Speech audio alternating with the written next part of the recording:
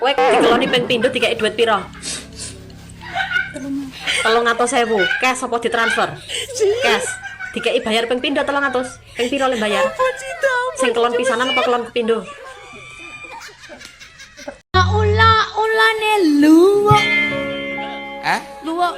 Ula luwuk mencok wit jeruk. Mbak Endembi ingok.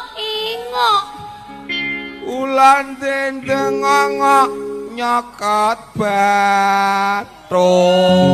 Bathuk ngisor apa? Tujuane wong rabi ki apa ta, Bu? Yo gitikan to, Pak. Lambemu iki lho. Lambe ngisor pondur. Malan tujuane wong rabi ki ora mung gitikan tok. Nek mung ngonoan 300.000 lho. Pirang-pirang full service. Tujuane wong rabi ki siji ngibadah, loro buka dalan rezeki, Ping 3 buka dalan bayi, Pak. ujung-ujunge yo gitikan meneh. Jan.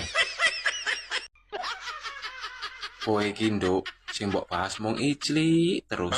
Ora ono to bahas liyane. Lah piye lho Mas?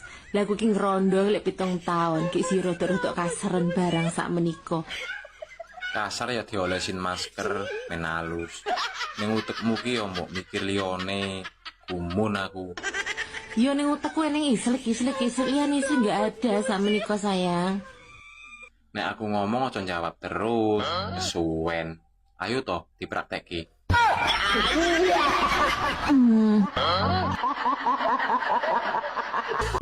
Duwe barang siji nyelempet pisan ora tau kanggo Anjay ya. kanggo muyo ngono kok yo isa-isane dinyang 300 Mas 300 sih wis larang lho 300 ki wis apa wis tekad-tekatan wi secara mergawe wis 3 dina wi 300 sih 3 dina wi lah awakmu enggur sedelo ae kok mangan ya wis tak tukokno mangan ya tak tukokno ya hotel ya wis nyiapi hotel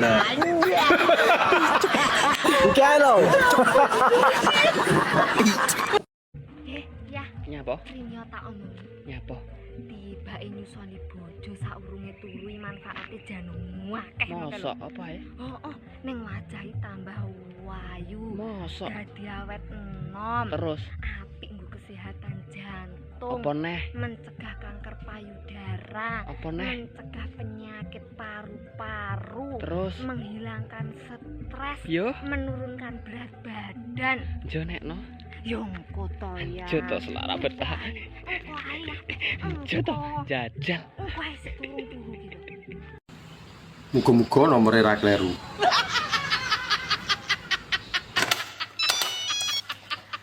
Halo, assalamualaikum. Waalaikumsalam. Selamat pagi. Ada yang bisa saya bantu?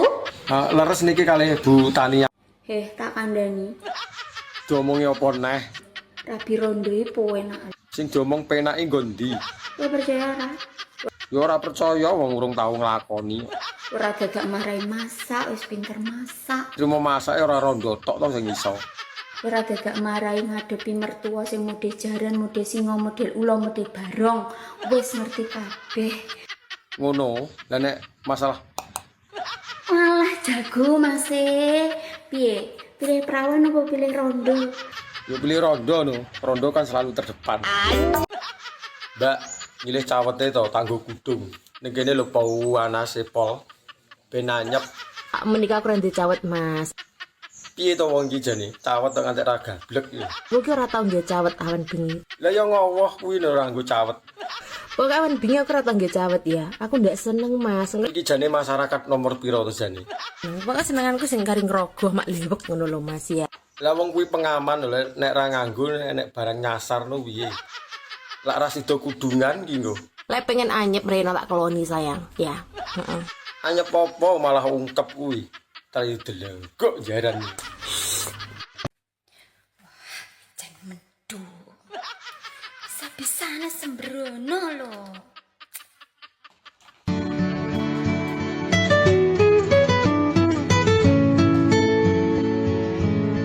Iso bahasa Inggris toh? Iso lah. Bahasa Inggrisnya mangan. Eat. Bahasa Inggrisnya sakit. Il. Lah nek mangan pas sakit apa? Mau ngeres.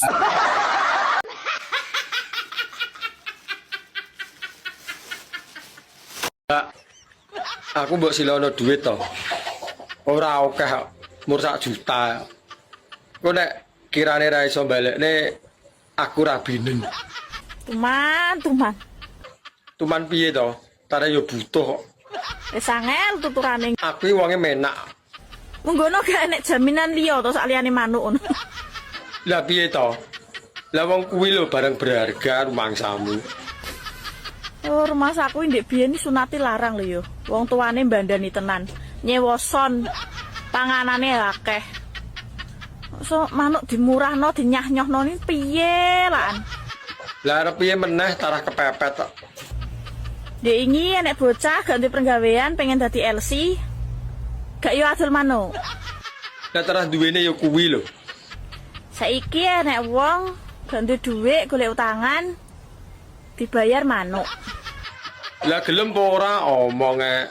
Rumangsane aku ki wong wedok piye ngono lho rumangsane. Wong aku ki perempuan baik-baik, Ngerti aku nek kowe iki apik. pendiam, lemah lembut dan sopan santuy. Lah piye gelem apa ora? Duweku yo mur manuk. Kok ditawani manuk. Asem tenan yo. Wis to, enak-enak ya. Mbah. Poso Mbak jenengan? Ya ora poso, Mbak. Gak poso. Poso. Oh, poso. Sahur gak? Sahur kira ya. Aduh. Salat yo poso. Ya salat ya poso. Yo madhep. Muga-muga mlebu surga ya, Mbak. Ya sahur. Lele salat ngendi? Salat kene. Ngadep pundi? Madhep ngulon. Ngulon iki. Ngono. Nih kene. Oh, kowe sapa? Aku Nini. Adimu? Nunu. Lah bedane Nini karo Nunu? Nek Nini kuwi rada putih ngene iki. Lah ya Nunu. Nunuke ireng. Iki piye to? Ra mudeng. Lah ya adikku ki adik kembar ki jenenge Nunu. Ki ra mudeng ki jan. Piye ta saiki? Sik, iki genah-genah. Iya. Jenengmu sapa? Nini. Adimu. Adikku pas kembar kaya aku jenenge Nunu. Lah bedane Nini karo Nunu? Lah ya nek Nini ki rada putih. Nunu. Nunuke ireng. Piye? Wah ki ra mudeng ki. Bedane ora mung kuwi tok. Nek Nini kaya aku kan rada kempot. Oh, Nini ki kempot. Kempot. Lah ya Nunu. Nunuke tembem. Iki aja sumpah samplok ngono ki lho. Lah kowe iki omonge aku. Lah iki wong ciri khas.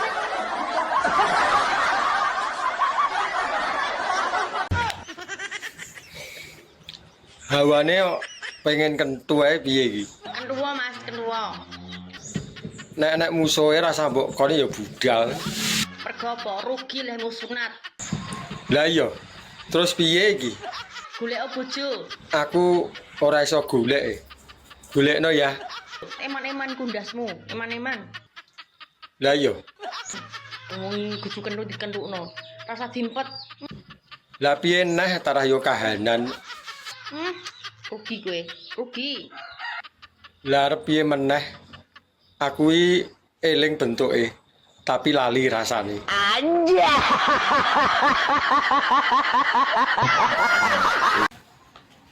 Mbak, sampean iso dadi rondo ping 3 iki piye to ceritane?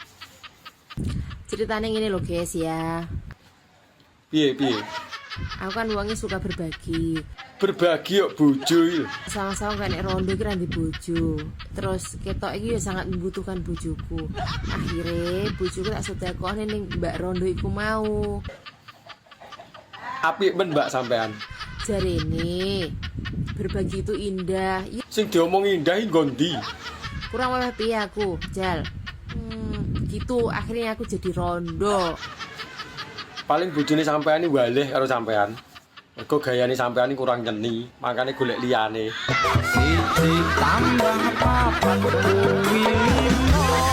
Metune yo bareng, ndesae yo bareng, enake yo bareng, ya dilap bareng.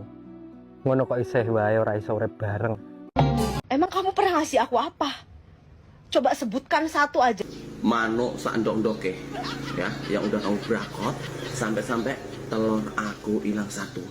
Itu aja kamu udah lupa. Kamu buta ya? Aku nggak buta loh ya. Lebih baik kamu buta selamanya. Jadi kamu gak rakus, ya. Jadi gak usah telepon lagi ya. Aku nggak pernah nelpon. Enggak telepon gimana? Orang kamu telepon terus pagi, siang, malam, sampai-sampai ketahuan istri aku. Istri aku sampai marah berat hingga dia gak mau dikeloni lagi sama aku. Itu gara-gara kamu. Kita tinggal bikin anak aja, kita atur jadi keluarga baru. Orang kalau ngomong asal jeplak, emang gampang bikin anak, bikin keluarga baru. Aku udah loyo ngatasin kamu, aku udah gak kuat.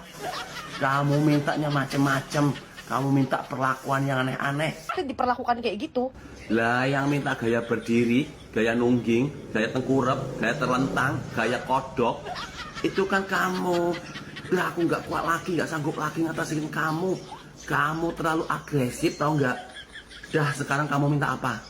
Kamu maunya apa? Bunuh diri. Nggak usah bunuh diri ya. Kamu udah banyak berbuat dosa ya. Jadi kamu belum sempat bertaubat. Maka dari itu kamu mulai sekarang bertaubatlah ya. Sebelum ajal menjemput. Makanya kasih sayangin, jangan cuma buat anak. Kasih sayang itu hanya untuk anak dan istriku, bukan buat kamu ya. Jadi lupakan saja hubungan kita. Biarkan hubungan kita ini ya menjadi kenang-kenangan buat kita berdua. Terima kasih kamu sudah memberikan apem yang tebel, manis, legit buat aku. Ternyata apemmu itu enak ya, gurih. Ya jadi terima kasih. Jadi mulai sekarang kamu jangan cari aku lagi, oke? Kata-kata hari ini, Pret. Sambel terong, lalape pare. Bojone uang enak rasane. Masa iya ta, Pret? Tapi aja dibaleni, nagih. Nyonya, aku minta naik gaji. Kenapa mesti seanakan gaji kamu? Lagian kamu kerjanya malas. Ada 3 alasan, Nyonya. Pertama, saya membersihkan rumah lebih bersih dari Nyonya. Siapa yang bilang? Tuan yang bilang. Awas dia. Kedua, saya masak lebih enak dari Nyonya. Siapa yang bilang? Tuan juga yang bilang. Dasar dia. Ketiga, saya diranjang lebih hebat dari Nyonya. Apa? Tuan yang bilang juga? Bukan Nyonya, si Rasid, supir Nyonya yang bilang. Katanya Nyonya kurang hebat diranjang. Kamu minta naik gaji berapa? Kita bicarakan ya.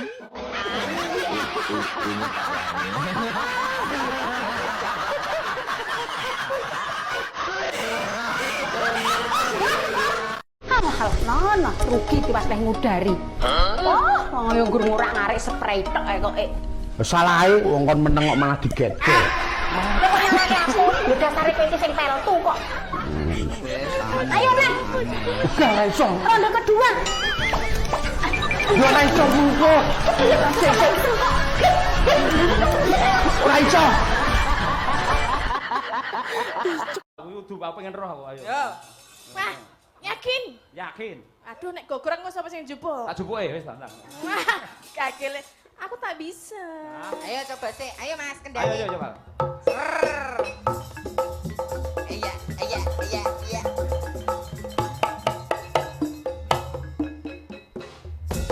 Ngapa? Kok koyo nek wong keplak aku. Piye? Monine piye? Ya kalau keplak plak. Ora ono udu keplek. Ora muni plok-plok. Lah apa? Plek-plek. Ya Allah. Suka. Aku nggak bisa, Pak. Bisanya cuma seperti itu. Ya tapi sudah bagus. Aku ini nek trimo pisane ra marem.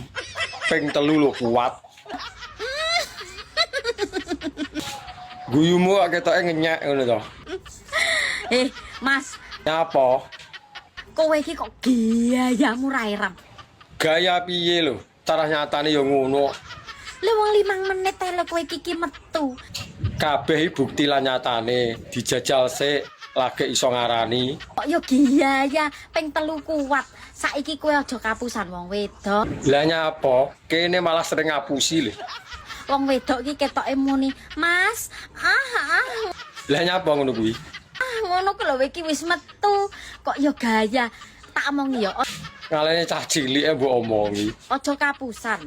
Saiki iki sing penting awakmu kuwi lho. Metu pisan cerot 5 menit kuwi lho wis marem. Nek aku ra imbuh ya ora marem. Kok yo nantang wong wedok ping 3 kuat apa ora? Dijajal apa piye maido ya. Halah. Kok yo eram kowe iki lek ra gedhekne jamu ngono iki yo ora kuat lek ping 3 ping 4. Prei to jamu, lah wong kene rasa. Iso ayo. Anjay. Mas, aku ki kangen pengen ketemu. Yo ngechat to sayang nek kangen. Tapi arep ngejak ketemuan aku isen. Isin ngopo to sayang? Biasane nggre pengen yo awakmu ngechat ngono kok. Aku ndak arani aku wong wedok murahan tak ketelen aku isen, Mas. Eleh wong awakmu lho diluk-diluk wae ngechat kok ngomong isin-isin apa. Enggak suka aku. Pokoknya intinya lek pas aku ngechat, sayang, aku kangen pengen ngobrol bareng, berarti aku ki pengen jago karo kowe, berarti pengen ketemu. Lha piye arek ketemu arek jagong bareng. Lah gere-gere ketemu langsung mbok kongkon menek wit kambil kon ngemekne kambil kok. Bar kuwi terusan aku yo balik. Nggur teko ora nyampe ngobrol langsung mbok kongkoni menek kambil. Gak usah ndek teleseh ngono. Kuwi artinya aku pengen ketemu kowe, pengen jago. Jabang bayi lagi wis. Apa lo, Mas? Lah ora umum lho. Adus ket bar beduk lho ngantek iki lagi mentas iki jane nyapa lho ning jeding. Orang mandi lama sedikit aja udah protes lo sampean nih. Tak omongi ya, Dik. Aja suwi-suwi lho ning jeding. Engko nek medodok. Ya aku ya juga butuh cukur-cukur juga toh. Lah ben apa dadak dicukur barang iki? Kok biar apa? Biar namun biak itu nanti nggak wangelan. Mbok ora usah dicukur to, Dik. Nek dicukuri malah ketok ngowoh. Nanti kangelan biak gak ketemu, kleru. Lah nyatane lho ora tau kleru. Nang kamu kleru ralinu ngono ya. Kliru apa? Wong angger-angger mesti pas lho. Yo kleru dalane, kok iso kleru apane? Dik, Apa? kok wis keramas? Berarti wis bar lho. Bukan berarti kalau udah keramas itu berarti selesai datang bulan, Mas. Lah biasane awakmu nek wis bar kan ya keramas toh. Berarti lah aku selesai ini 3 minggu terus baru untuk keramas 3 minggu. Ayo lucu sama nambuku kayak apa? Wedhus gibas. Lah sapa sing ngarani kaya ambune wedhus iki? Kok sampeane sing kok wedhus gibas? Apa ojo? Ambune kaya wedhus awakmu ya nyosor lho. Ayo to, Dik. Ora betah lho. Setengah jrit ora apa-apa. Itu ndak tahan kalau lawang nganggur lah. Gunane ndek bojo kok apa kok dolanan lawang iki? Heran aku. Ndak bisa lihat istri nganggur 1 minggu loh. Lah piye wong kebutuhan lho. Dia kan kering dulu ngono loh, Mas. Selalu nggak membiarkan aku kering. Nek garing iki lara to, Dik. Nek iso aja ngantek garing. Kok iso gak dikasih istirahat loh. Lah wong wis istirahat seminggu no, apa sik kurang iki? Mesin cuci aja butuh istirahat loh, Mas. Ayo to ndang rasa ngomel ae. Panggang geger ya. Pokoke gelem ra gelem kudu gelem. Lebok nih bolongan botol aqua kan. Wong wedok ra gendah. Ya wis tak jajane, tapi nek lambemu ngomel ditanono. Anjay.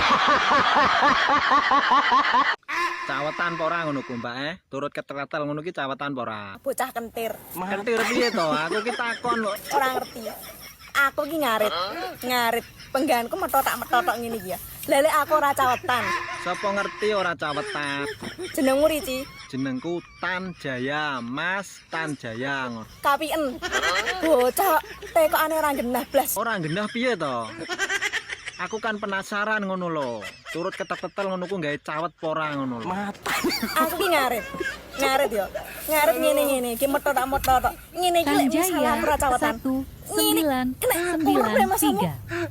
Kok isa-isane kok cawetan apa ora? Sapa ngerti ora cawetan? Aku ora cawetan. Ora cawetan tapi soalan yo. Soalan. Kok isa kok cawetan apa ora? Wong takon ki apa salah to? Mumet dasku. Langsung mumet. Kok iso mumet ki lho? Lha wong kene iki penasaran no. Ya bocah lek urung tau di samplok garan arep ini lho. Tautan kok ora rumasane ya Allah. Sing santun, komene sing santun. Nggih Mbak nggih, ngapunten sing kuwatah nggih. Nggih Mbak, soalnya kan cuman takon tok ngono nggih. Maaf, mohon maaf. Oke. Sing santun, sing santun, sing santun.